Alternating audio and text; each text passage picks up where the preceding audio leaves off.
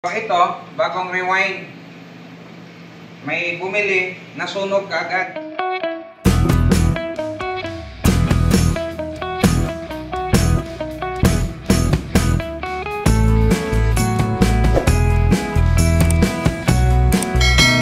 So, itong mga rewind, matitibay naman to. Hindi naman to bastang masunog. Ang problema kasi, pagka nag-DIY, kung ano yung dating kulay doon sa wiring, doon sa papalitan niya ng motor, sinunod lang din tong kulay na to.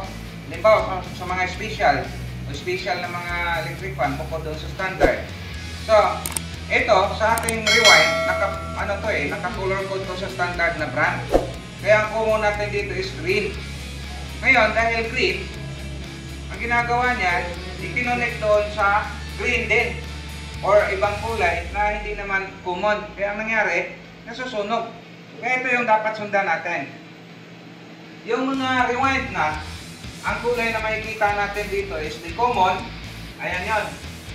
And then yung white, yan, yung unang speed number 1. Then yung black, speed number 2. And yung red, speed number 3. Dalawang yellow, yan po ay para sa capacitor.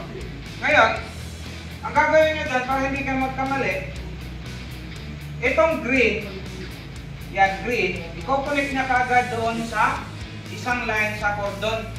I-connect, may tapping dyan. Hindi natin alam kung anong kulay, minsan puti, minsan itim, depende sa brand. Kaya nga, anong color ang nilalagay ko dyan.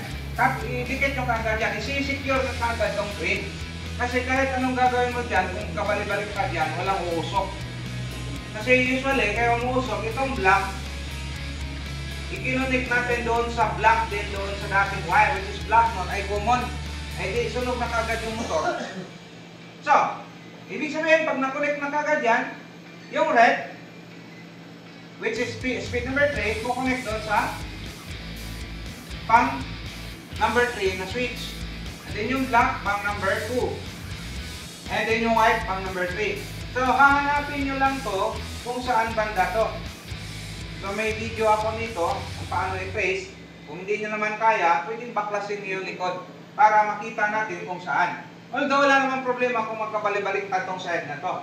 Kasi pag nabaliktad, pwedeng sabihin natin na yung speed 1 sana ay speed 1 ang lalabas, mahina, magiging malakas siya.